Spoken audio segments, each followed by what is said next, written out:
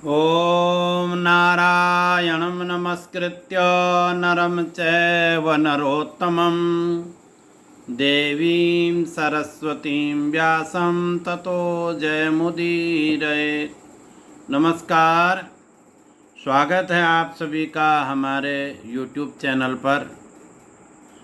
आजकल यह जो महालया पक्ष चल रहा है पार्वण श्राद्ध का, तो इसमें बहुत से नियम श्राद्धकर्ता के लिए भी हैं और बहुत से नियम श्राद्ध के भोजन को करने वाले या श्राद्ध को कराने वाले ब्राह्मण के लिए भी उन नियमों का वर्णन शास्त्रों में मिलता है। मत्स्य पुराण, मार्कंडेय पुराण इत्यादि में यह सब बातें मिलती हैं।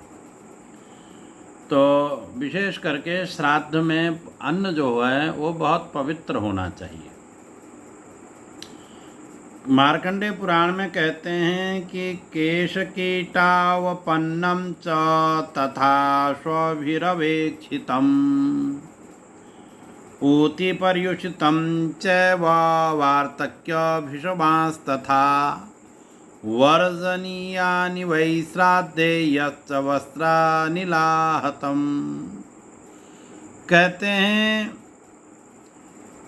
कि ऐसे अन्न का प्रयोग श्राद्ध में न करें जिसमें बाल पड़े हों। केश कीटावपन्नम, केश जिसमें पड़े हों, मैंने बाल गिरे हुए हों और कीड़े पड़े हुए। अच्छा, कि श्वान माने कुत्ते का देखा हुआ अन्न भी श्राद्ध में प्रयुक्त नहीं होता है।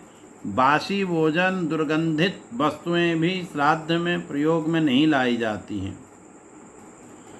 और कहते हैं कि जिस अन्न पर पहने हुए वस्त्र की हवा लग जाए, कहते हैं कि वस्त्रानिलाहतम,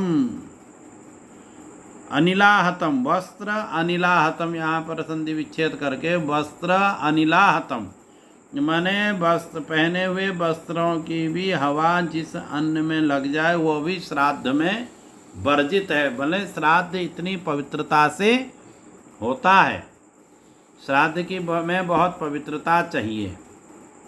और श्राद्ध करते समय कैसे बर्तनों में भोजन बन रहा है, पाक विधान का भी उसमें बड़ा महत्व है। पाक कैसे बन रहा है, पाक बने भोजन कैसे बन रहा है, कौन बनाने वाला है और कौन उसको दे सकता है, परोस सकता है, ये सब बातें मिलती हैं। धीरे धीरे चर्चा करेंगे। जैसे कि समाचारों से प्राप्त हो रहा है, यह सूचना प्राप्त हो रही है कि तिरुपति बालाजी में जो भोग भगवान को लगता है, जो नैवेद्य भगवान को लगता है, उसमें कुछ गड़बड़ी पाई गई, कुछ चर्बी वर्बी की बात चल रही है। अभी पूरी जानकारियाँ आ नहीं पा रही हैं। यदि कोई चर्बी इत्यादि का वहाँ घी के साथ में प्रयोग हुआ तो ये तो बहुत अनर्थ हो गया।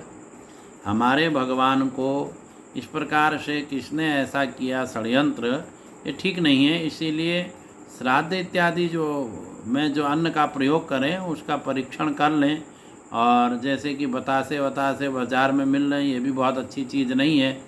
और कैसे बतासे बनते हैं, कैसे उनका प्रयोग होता है। लोग हलवाई की दुकान से मिठाई ला कर के चढ़ा रहे हैं, मिठाई को कौन बना रहा है, कैसे।